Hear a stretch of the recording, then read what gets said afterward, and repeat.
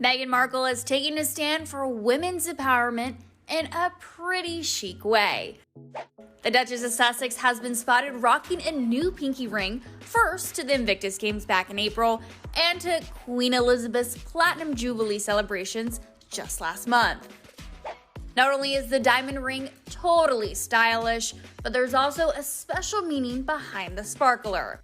The piece is from Shiffon Co, and the jewelry collection's founder and CEO, Shilpa Yarlagadda, shared with People magazine that the ring, which is called the 1972 tennis pinky ring, marks 50 years since Title IX gave women the right to play school sports. Quote, pay parity and equal pay is still a huge issue in sports. Tennis is one of the few sports that has equal prize money for women, which is why we're calling this the 1972 tennis pinky ring. Shilpa shared, noting that 19.72% of profits from the ring go toward a dedicated women in sports investment fund. So it's really no surprise Meghan has been spotted wearing the stunning pinky ring. After all, she is known for her commitment to meaningful fashion and being an advocate for women. Just days after the Supreme Court overturned Roe v. Wade late last month, Meghan got personal about her advocacy for women's rights. In an interview with Vogue, saying, quote, this is having a very real impact on women's bodies and lives starting now.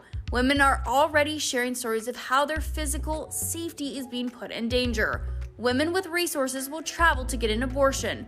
Those without might attempt to give them themselves, one at tremendous risk. And the mother of two isn't the only celeb that has been outspoken about the reversal. Jodie Sweetin spoke with Access Hollywood about attending an abortion rights protest in Los Angeles after news of the overturning. You know, my initial reaction, I couldn't eat that day. I was shaking, I was upset, I was terrified. I have two daughters who are 14 and 12, who I know that this greatly affects, and I know that as safe as I am here in California with my choices, that there are, hundreds of millions of women across the country that are not, and their lives will be forever changed.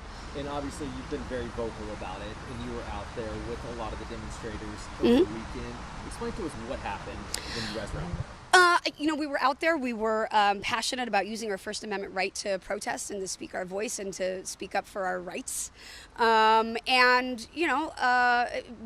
We were being calm and as peaceful as possible. And, things happen. But at the end of the day, I just keep saying I don't want to make this about me, and I want to keep bringing it back to, if people are bothered by what they saw, I hope that they reach out and they start doing some work in their communities for police violence.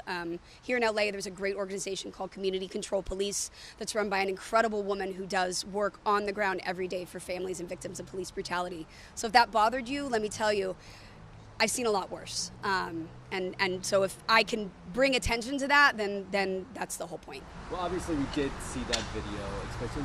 What prompted that interaction with LAPD? We were there protesting, and I was standing there on my bullhorn and had come around the back, and they were walking me through that police line there, and one of the officers grabbed the handle of my backpack and threw me from behind as we were walking by. And that was it, And I picked myself back up and dusted myself off, and we marched for another 4 or 5 hours through the streets of downtown. Now, I know that, the video was shocking. Were you all right after that? Yeah. Shaken up, or? Having been out there for the last several years, and, people who are really active in the protest community can tell you, that's really tame compared to what we see out there. I've seen people run over by cars. I've seen people, beaten really severely by all different kinds of people. So it's, being out there, what the risk is. But for me, I know that if I have a platform and I can raise the awareness about what's going on in the world, then I feel it's my obligation to do so.